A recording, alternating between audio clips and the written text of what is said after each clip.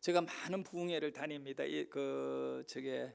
새해에도 뭐 여러 교회 부흥회가 많이 잡혀 있습니다. 다른 교회 가서 은혜 주고 또 이렇게 많이 하는데, 진작 우리 교회에는 늘 주일 강단을 지키고 또 새벽에 말씀을 전하고 이러다 보니 부흥회를 한다 이랬을 때 저 자신도 조금 우습고 부흥회, 그리고 또 여러분들도 맨날 듣는 목사님 설교인데 부흥회라 뭐 그냥 나가기는 나가자 하지만 어떤 기대를 하고 계시는지 참 제가 궁금하기도 합니다. 과연 사모하는 마음을 갖고 막 그냥 그렇게 오실 거라고 믿고 이렇게 말씀을 나누려고 합니다. 오늘 설교 제목은 나를 살려주소서입니다. 한번 따라합시다. 나를 살려주소서. 나를 살려주소서. 이번 이 집회의 전체 주제는 우리를 살려주소서입니다. 우리를 살려주소서. 교회는 늘 공동체, 이 교회 공동체, 가정 공동체, 국가 공동체, 5일간 제가 설교를 하면서 오늘은 개인이 어떻게 영적으로 살 수 있는가, 죽음에서 살아날 수 있는가, 개인의 삶에 대하여 살아남, 죽음의 위기에서 살아남에 대해서 은혜를 나누려고 합니다. 내일은 가정이 살아남, 가정을 살려주소서, 내일 설교 제목은. 그리고 수요일은 교회입니다. 교회를 살려주소서. 목요일은 나라입니다. 민족을 살려주옵소서. 그리고 마지막 날은 기업입니다. 경제와 기업, 직장 너무 소중하잖아요. 살려주옵소서. 주제를 갖고 색깔을 가지고 이번 5일간의 집회를 인도해 갈 것입니다. 시간에 많은 은혜가 임할 수 있도록 여러분이 꼭 기도 부탁드리고요.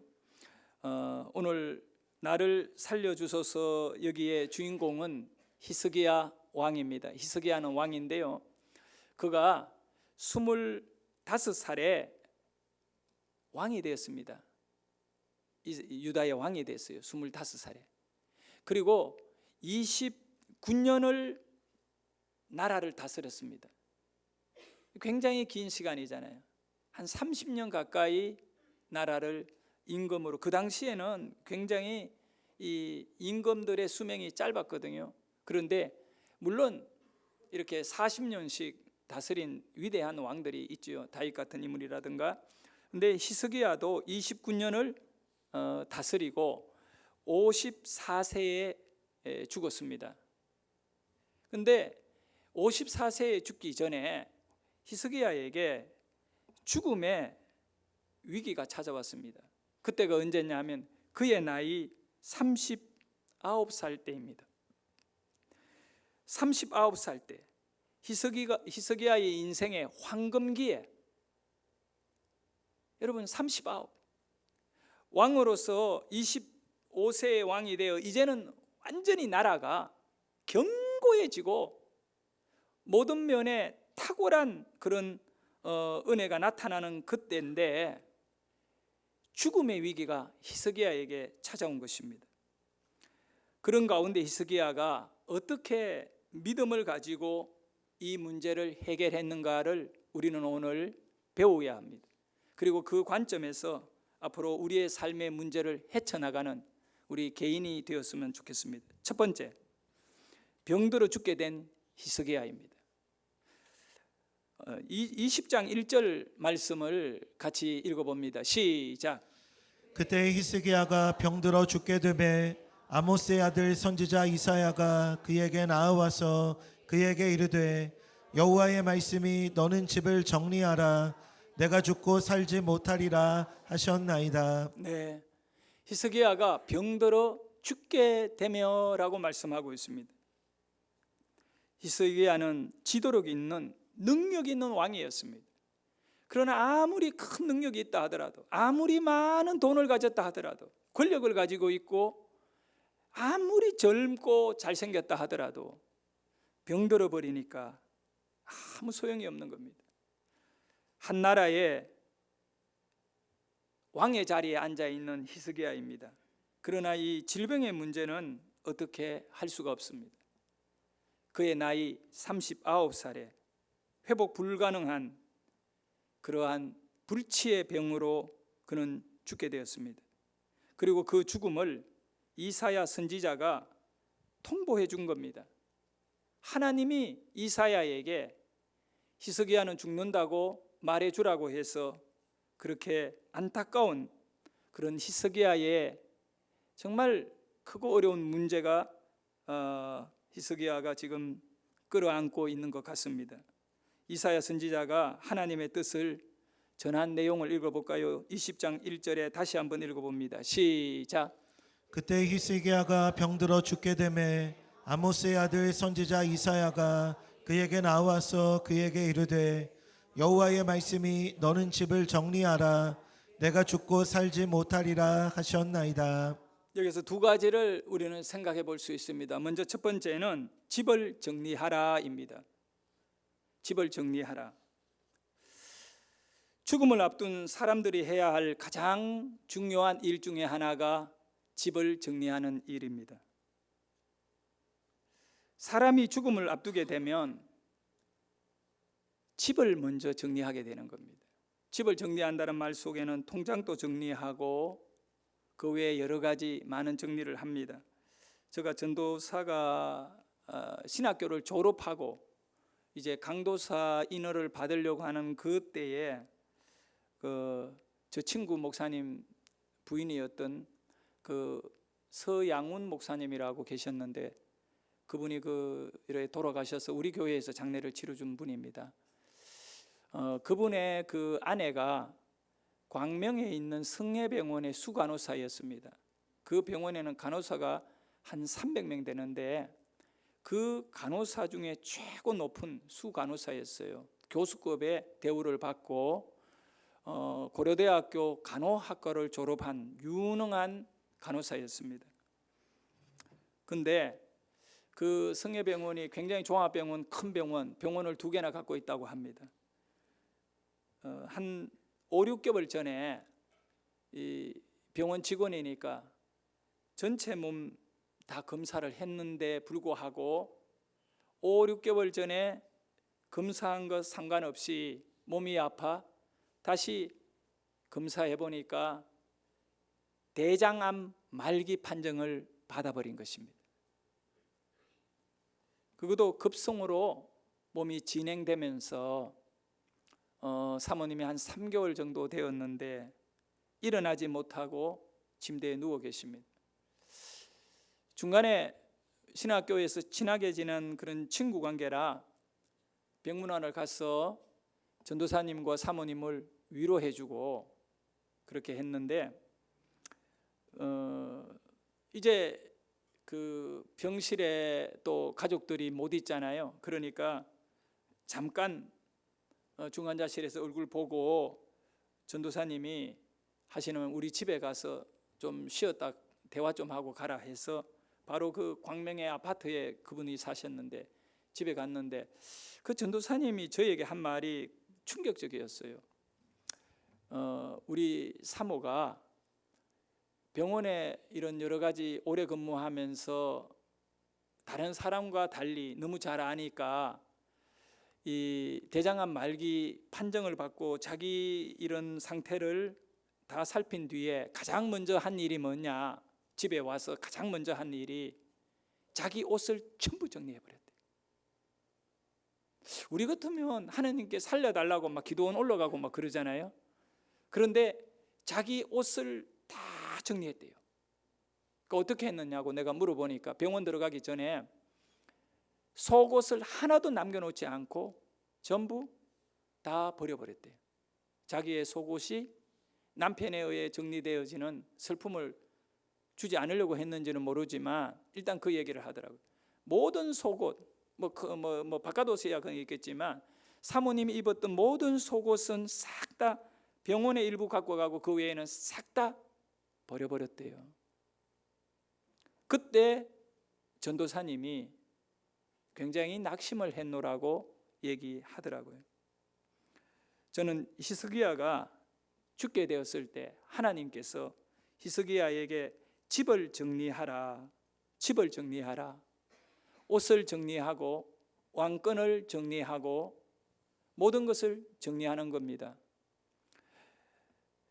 이런 정리의 시간이 없는 사람들이 죽음을 맞이했을 때에는 나중에 정말 여러 가지 많은 어려움과 문제가 생기기도 합니다. 버릴 것은 버리고 남길 것은 남기고, 그렇게 죽음을 앞둔 히스기야는 정리를 해야 되는 순간입니다. 그것도 남아있는 시간이 길지 않았습니다. 이사야 선지자는 하나님의 말씀을 히스기야에게 전했습니다.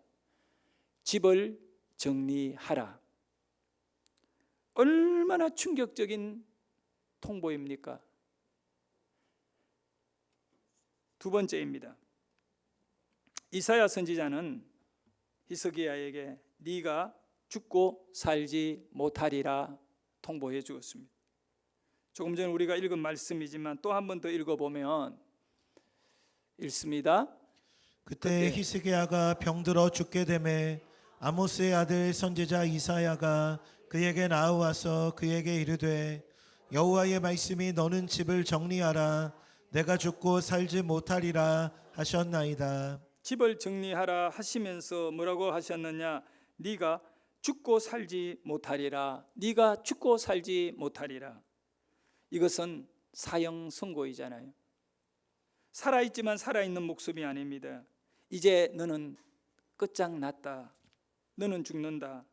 성도 여러분, 죽음은 하나님의 주권의 영역이기 때문에 인간이 아무리 살고 싶어도 살 수 없는 것이 죽음의 문제입니다.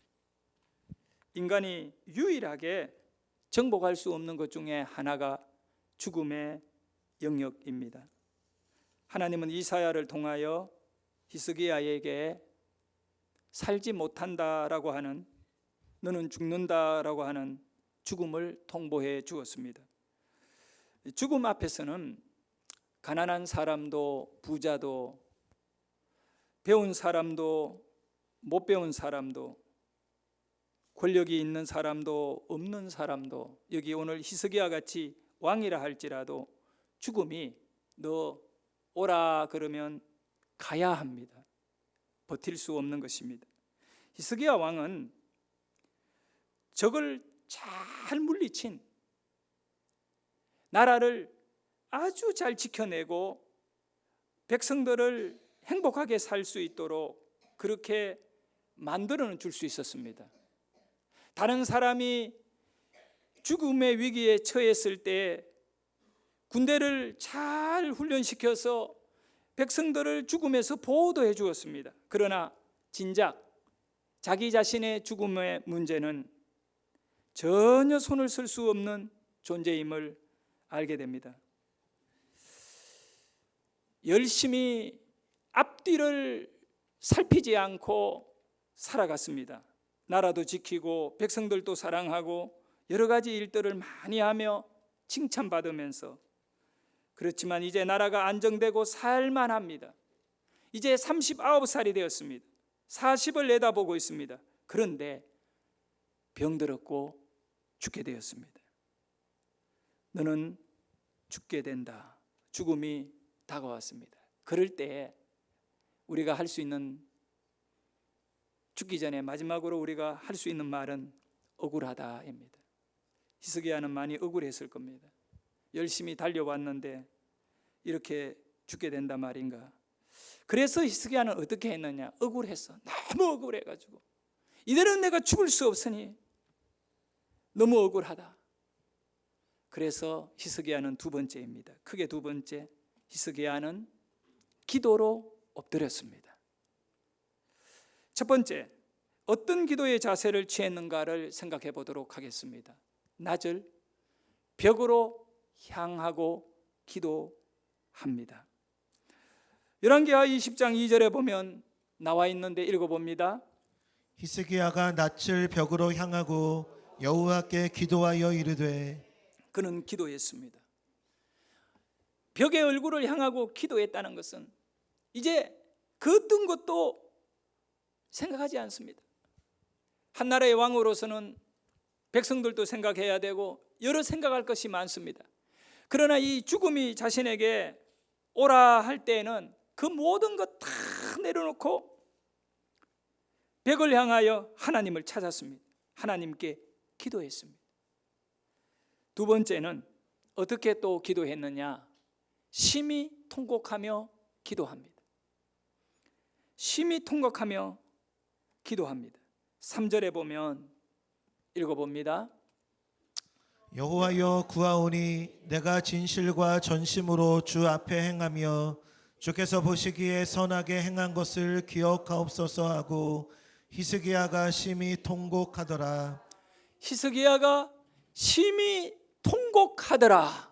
심히 통곡하더라. 심히 통곡하더라. 오늘 정말 이 단어가 히스기야의 삶 속에 가장 소중한 장면이라고 저는 생각합니다. 심히 통곡하더라. 그는 하나님 앞에 얼굴을 향하고 형식적으로 적당히 하나님 살고 싶습니다. 살려주세요. 그러면서 그냥 아이고 어쩔 수 없지 하고 그렇게 끝난 것이 아닙니다. 여기 기록하는 내용에 심히 통곡하며 기도했다. 그의 모든 남아있는, 안 그래도 몸이 너무 힘든 가운데 있지만 그의 모든 고통까지도 끌어안고 하나님께 부르짖었습니다. 히스기야는 한 나라의 왕입니다. 그는 왕이기 때문에 신하들이나 주위 사람들 보기에 늘 왕의 위신이 있고 왕의 체면이 있습니다. 그러지만 그 순간에는, 죽음 앞에서는 왕의 체면이고 뭐고 다 소용없습니다. 성도 여러분, 무슨 격식을 따집니까? 하나님 앞에 기도해야 할 그 위기의 순간에는 다 소용없습니다. 히스기야는 심히 통곡하더라. 그는 하나님께, 하나님 나 좀 살려주세요. 나를 좀 살려주십시오. 다른 말로 하면 살고 싶습니다. 살고 싶습니다. 하나님, 하나님 39살에 이렇게 죽기에는 너무 억울합니다. 살고 싶습니다. 그는 심히 통곡하더라. 몸부림치며 기도했습니다. 몸이 아파서 고통스러울 때에 눈치 보지 않고 그는 울면서 마치 갓난 아이들이요 어른 눈치 보지 않고 드러누워버리고 막 울고 떼를 쓰잖아요. 자기만을 어떻게 보면 문제 해결해 달라고. 그와 같이 히스기야는 갓난 아이가 엉엉 울면서 떼를 쓰듯이 하나님께 심히 통곡하며 하나님 제발 나를 살려주세요 라고 기도했던 겁니다. 하나님 나를 살려주세요. 아직도 이스라엘, 유다는 여러 가지 어렵고 힘든 문제들이 태산같이 놓여 있습니다. 그래서 히스기야는 하나님께 기도하면서 하나님 살려주세요. 내가 해야 할 일이 아직 많습니다. 제발 제발 살려주세요. 그러고는 엉엉엉 울었던 겁니다. 우리도 마찬가지입니다. 만약에 하나님께서 저에게 큰 병을 줘서 이제 집을 정리해라, 너는 죽는다라고 했을 때 나는 뭐라고 기도하겠습니까? 아직 하나님, 아이들이 어립니다.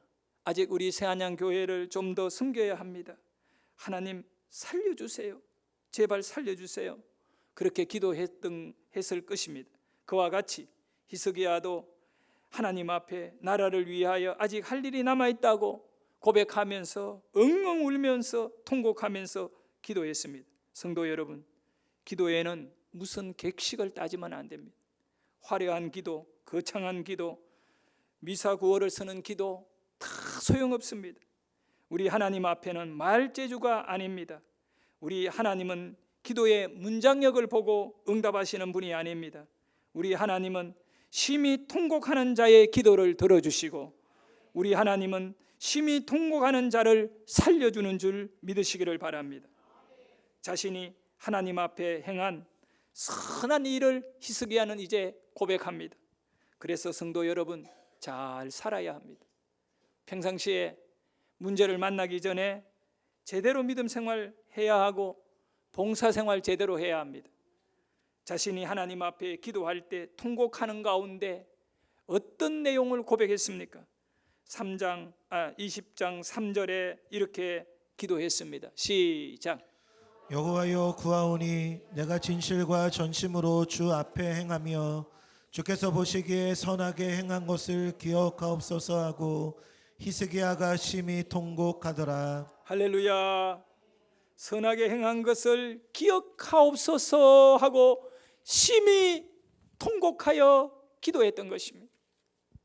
그 통곡의 부르짖음 앞에 하나님, 내가 하나님을 정말로 얼마나 사랑하며 섬겼던 건지 기억해 주세요 하고 통곡하고 울었던 겁니다. 히스기야가 어떤 왕입니까? 어떤 왕입니까? 참 놀라운 사실은 열왕기하 18장 5절에 보면 히스기야에 대하여 이렇게 기록해 주고 있습니다. 읽어볼까요? 히스기야가 이스라엘 하나님 여호와를 의지하였는데 그의 전후 유다 여러 왕 중에 그러한 자가 없었으니. 히스기야 왕 앞에도 뒤에도 이런 왕이 없었다. 역대 열왕기하를 기록하면서 지금 히스기야가 병들어 죽게 된 39살 그때는 이 열왕기하 20장 내용이에요.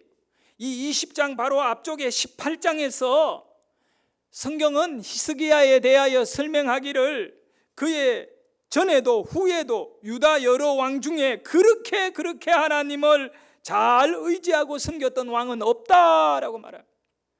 그러니 히스기야가 나름대로 최선을 다하여 살았던 것 같습니다.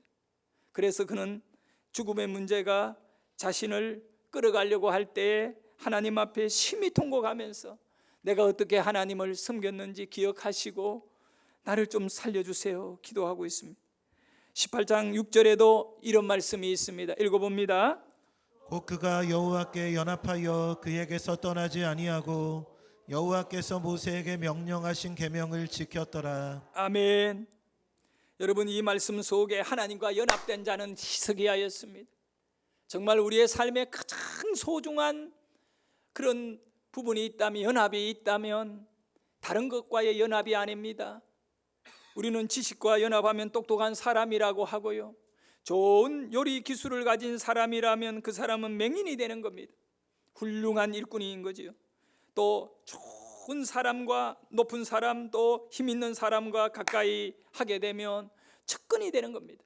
그런데 우리 인생에 하나님과 연합함이 있기를 소원합니다. 그리고 그는 하나님을 떠나지 않았습니다. 모세가 명령한 계명을 다 지키는 말씀에 순종하는 인물임을 말씀하고 있습니다. 아수르 군대가요, 이 유대를, 그 예루살렘을 팍 포위해가, 당시에 아수르는 최대의 군사력을 가진 나라인데, 그리고는 협박을 하는 겁니다. 야, 너희들 아무것도 아니야. 만약에 지금 항복하면 다 살려줄게. 그러나 항복하지 않으면 그 성 안에 있는 쥐새끼 한 마리도 그냥 안 내버려 둔다. 이렇게 막 협박하면서 하나님의 백성, 너희들이 하나님의 백성이, 너가 하나님은 떠났다, 이렇게 막 해가 편지를 왕에게 이제 항복하라고 보낸 것입니다. 그럴 때 히스기야는 그 편지를 들고 어떻게 했느냐, 신하들하고 우리 어떻게 해야 되느냐 의논하지 않고 그 편지를 가지고 성전으로 갔습니다. 그리고 그 편지를 성전에 바닥에 놓고 히스기야는 엎드려 눈물을 통곡하며 쏟으면서 얘기합니다. 하나님이여, 하나님이여, 저들이 살아계신 하나님과 하나님의 백성을 욕하고 있습니다. 그렇게 눈물로 기도했을 때 하나님이 그 아수르 군대를 박살내어 버리시고, 할렐루야, 히스기야로 하여금 승리를 가져올 수 있도록 도와주셨습니다. 그런 삶을 살았던 히스기야입니다. 우리는 내가 행한 선한 행동들이 얼마나 소중한가를 아셔야 합니다. 내가 이룬 공로, 내가 이룬 업적, 사실 이런 것들을 자랑하려고 우리가 그것을 가지고 하나님 앞에 드러내고 자랑하는 그런 것은 별로 좋지 않습니다. 우리는 단지 하나님의 긍휼만을 구하면서 살아갈 뿐입니다. 그러나 중요한 사실은 뭐냐 하면 인생의 마지막 순간, 인생의 위기의 순간에는 하나님 앞에 내가 믿음의 행위에 내놓을 것이 있는 자가 되셔야 함을 아시기를 바랍니다. 우리의 선행과 우리의 공적은 자랑하기 위하여 그거를 이루어가는 것이 아니라 마지막 순간에 하나님 앞에 하나님 나를 돌아보아 달라고 할 때에는 떳떳하게 내어놓을 수 있을 정도로 우리가 평상시에 선행과 하나님을 의지하고 섬기는 순종하는 삶을 사실 수 있기를 축복합니다. 그리고 사도 바울 말입니다. 바울은 인생의 마지막에 아름다운 고백을 했던 것을 우리는 기억하고 있습니다. 디모데 후서 4장 8절에 이제 후로는 나를 위하여 의의 면류관이 예비되었으므로 주 곧 의로우신 재판장이 그날에 내게 주실 것이며. 할렐루야. 보세요. 이 바울이요, 이제 후로는 나를 위하여 의의 면류관이 예비되어 있다는 거예요. 그가 하나님을 위하여 얼마나 헌신하고 충성하고 순종하고 그렇게 살았던가, 그것 때문에 우리 하나님은 내게 의의 면류관을 예비했다, 이렇게 고백하는 것과 같이 저도 여러분들도 우리는 정말 하나님 앞에 위기의 순간에 고백하고 내어놓으면서 하나님 나를 봐서 도와주세요라고 말할 수 있는 은혜가 있기를 원합니다. 제가 여러분 간증을 했습니다마는 또 내 삶의 내용이라 간증할 수밖에, 내 인생의 가장 소중한 흔적이라 간증을 하면, 우리 누나가, 윤선이 어머니가 30대에 죽음을 맞이할 정도로 병원에서 치료할 수 없다고 의식 없는데 내보냈는 겁니다. 근데 그날 밤에 주일 저녁이었는데 내가 하나님께 기도한 내용이 뭐냐? 하나님, 나 신학교 1학년 때 하나님, 나 신학교 같지 않습니까? 나 주님 종 되려고 다 포기했습니다. 배 타면 월급이 얼마나 많은데요. 예? 그 당시에 회사에 말단 선언이라도 이 육지에서 30년 근무한 회사의 부장들보다 월급이 더 많이 받았던데요. 100만 원 넘게 받았으니까 그 지금 몇 년 전입니까 제가. 근데 우리 아버지 술 다 드셨어요. 월급을 글로 줬더니. 그런데 그걸 그만두고 내가 신학교를 갔거든요. 은혜 받아가 뭐 안 갈 수가 없으니까 하나님 앞에. 그때 기도를 한대요. 가난하고 아직 뭐 똑똑하지도 못하고 어리버리하고 신학교 가서 뭐가 뭔지도 모르는 그런 단계. 내가 알고 있는 한 가지 사실은 하나님, 내가 신학교 왔습니다. 우리 누나가 죽게 됐습니다. 예수도 안 믿습니다. 나를 봐서라도 우리 누나 살려주면 안 돼. 내 바로 위에 누나니까 가장 가깝게 있었잖아요. 살려주면 안 됩니까? 안 됩니까? 통곡의 눈물의 기도를 들었는데 그날 밤에 우리 누나를 살려줬습니다. 바로 그겁니다. 히스기야가 하나님 앞에, 하나님, 내가 어떻게 하나님을 섬겼는지 아시지 않습니까? 그건 나 좀 살려주세요. 여러분 정말 충성하십시오. 하나님께 충성하십시오. 그리고 때로는 자신의 죽음의 문제, 질병의 문제, 경제적인 어려운 문제 앞에 그걸 내려놓고 가식 없이 우리가 뭔가를 하나님의 일을 하고 남에게 자랑하기 위함이 아니라 하나님 앞에 그 위기의 순간에 도움을 받을 수 있는 고백으로 이어질 수 있기를 축원합니다. 히스기야는 나를 기억해 주세요라고 통곡하며 울었습니다. 여러분도 하나님 앞에 그렇게 기억할 만한 내용들이 있습니까? 자기 욕심을 위해가 막 살았던 것 말고. 세 번째입니다. 이제 세 번째는 너무 수중한 거죠. 히스기야가 살아납니다. 할렐루야.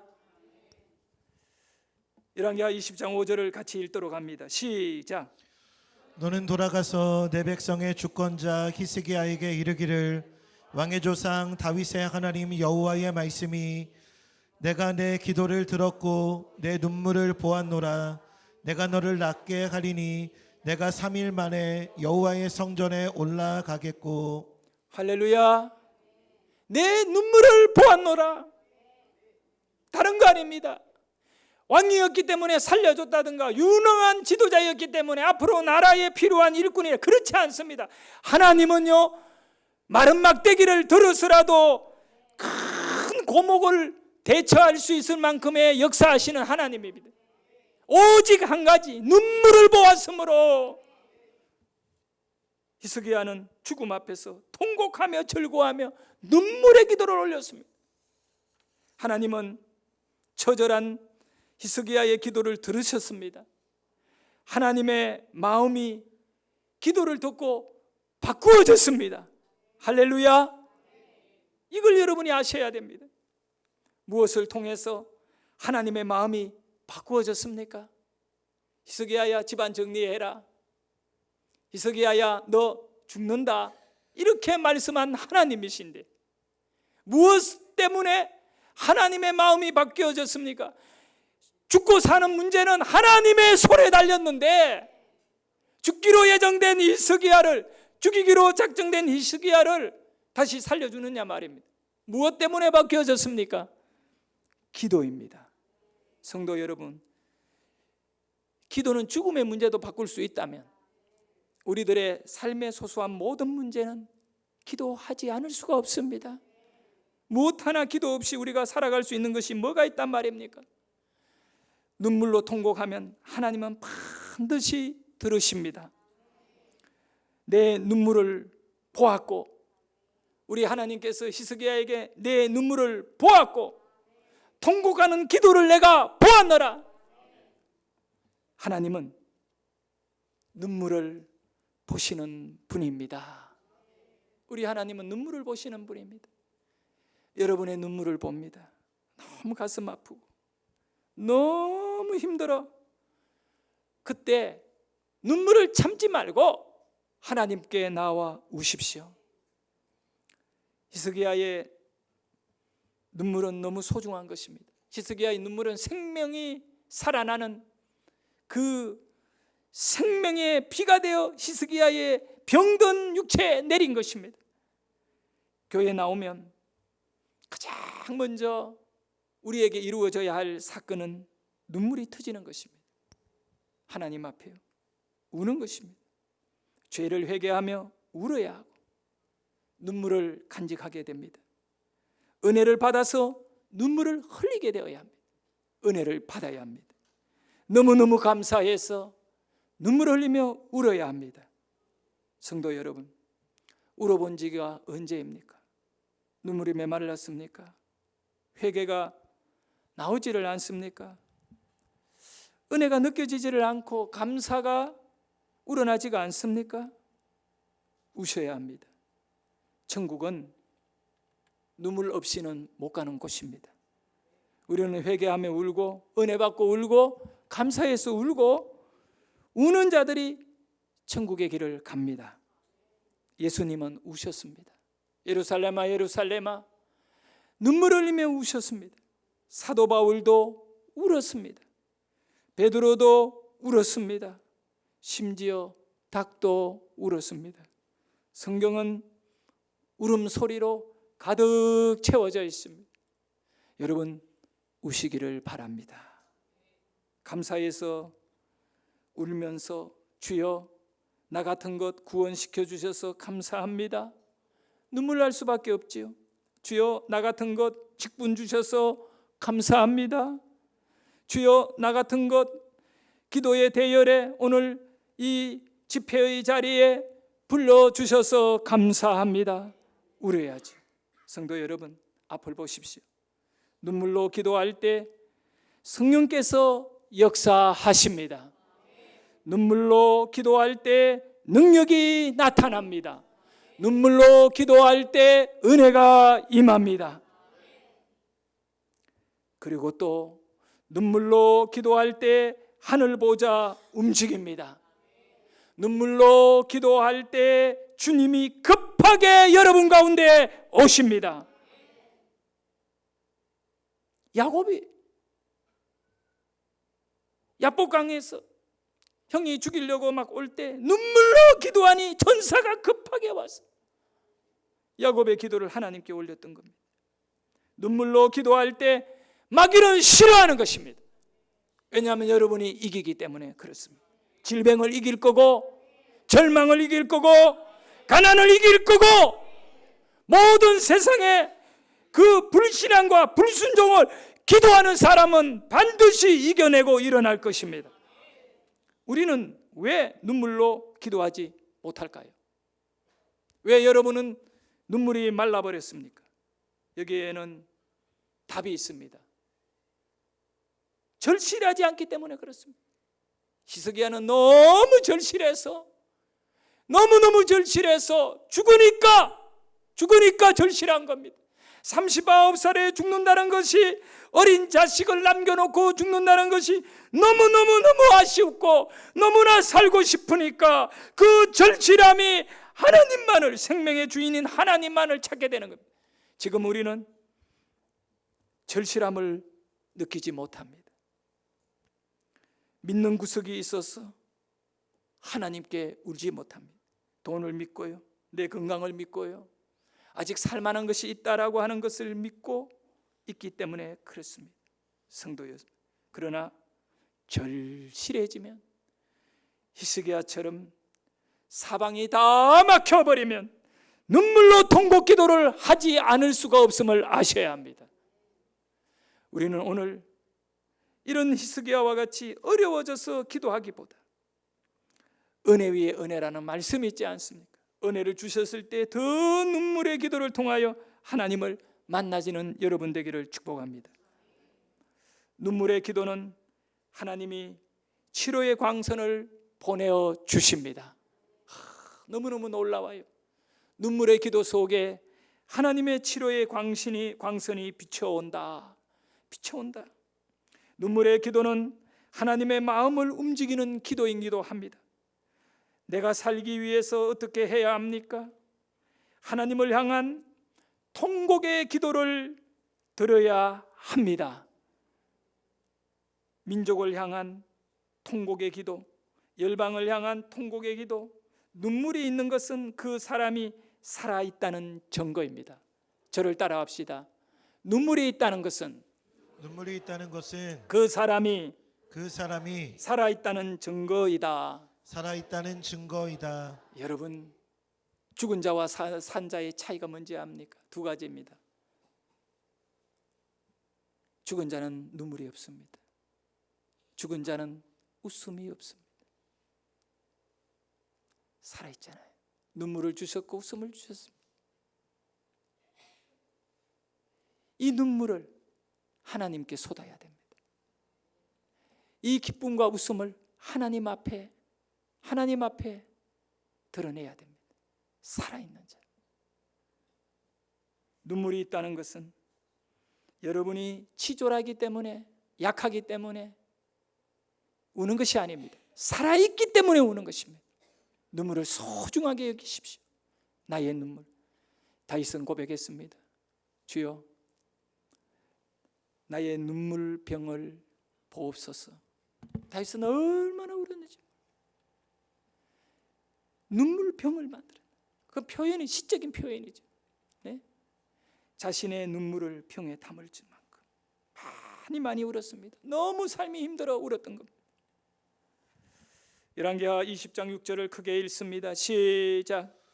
내가 내 날에 15년을 더할 것이며 내가 너와 이 성을 아수르 왕의 손에서 구원하고 내가 나를 위하고 또 내 종 다윗을 위함으로 이 성을 보호하리라 하셨더라.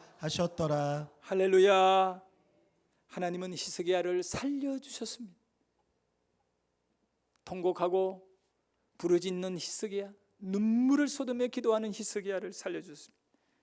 살려준 것으로 끝나지 않았습니다. 거기에다가 덤으로 준 것이 있습니다. 예? 더 막 줘버린 거예요. 뭘 주셨느냐?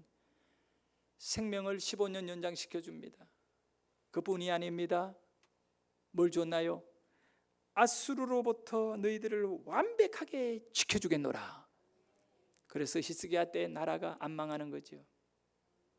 여러분, 한 개인의 아픔과 슬픔과 고통이었는데 그는 왕입니다. 그런데 왜 이 과정을 히스기야에게 필요했는가? 하나님이 히스기야의 그 간절한 눈물과 믿음을 통하여 나라 전체를 보호하게 하시는 은혜가 있다는 것을 오늘 저와 여러분에게, 그 당시의 모든 백성들에게 가르쳐주고 싶었던 것입니다. 한 개인의 슬픔은 한 나라를 구하는 눈물의 기도가 되고 믿음이 되었던 것입니다. 여러분 한 개인이 사시면, 여러분 한 개인이 기도의 자리에 엎드리게 되면 교회가 삽니다. 가정이 삽니다. 나라가 삽니다. 히스기야가 눈물의 기도를 드려서 15년의 생명을 연장받고 생명과 연장에 더불어 확실한 하나님의 언약을 받았던 겁니다. 아수르 왕의 손에서 구원을 받았습니다. 성도 여러분, 세계 최강의 군사력과 경제력을 가지고 있는 당시의 아수르 국가입니다. 그 나라의 손에서 구원해 주겠다, 확실한 보장을 하나님은 약속하셨습니다. 인생은, 결론입니다, 인생은 늘 위기가 있습니다. 위기가 있죠. 내일 가정에 대해서 다룰 건데 똑같아요. 가정마다 다 그렇습니다. 그 위기를 극복할 수 있는 대안이 있어야 합니다. 여러분 개인이 위기를 만났을 때, 우리 인생에는 늘 언제나 위기가 있는데 그 위기를 어떻게 이겨내고 위기로부터 승리해야 합니까? 그것은 하나님의 마음을 움직이면 되는 겁니다. 하나님의 마음을 움직이면 되는 겁니다. 오늘 우리는 하나님께 기도하려고 합니다. 내 인생이 움직여지지 않는 것은 하나님의 마음이 안 움직여지니까 그런 거예요. 내 삶이 풀리지 않는 것은 하나님의 마음이 움직여주시지 않았기 때문에 그럽니다. 여러분들께서 눈물의 통곡 기도를 히스기야와 같이 하십시오. 그러면 하나님의 마음이 움직이십니다. 하늘의 복을 이 땅으로 가져오는 축복의 통로가 바로 히스기야와 같이 통곡의 기도이고 눈물의 기도이다라는 사실을 오늘 여러분 아셔야 합니다. 나를 살려 주옵소서. 히스기야의 기도는 살고 싶습니다라고 하는 기도, 간절함이 어려있는 눈물의 기도, 오늘 여러분들에게 이런 간절함이 있기를 소원합니다.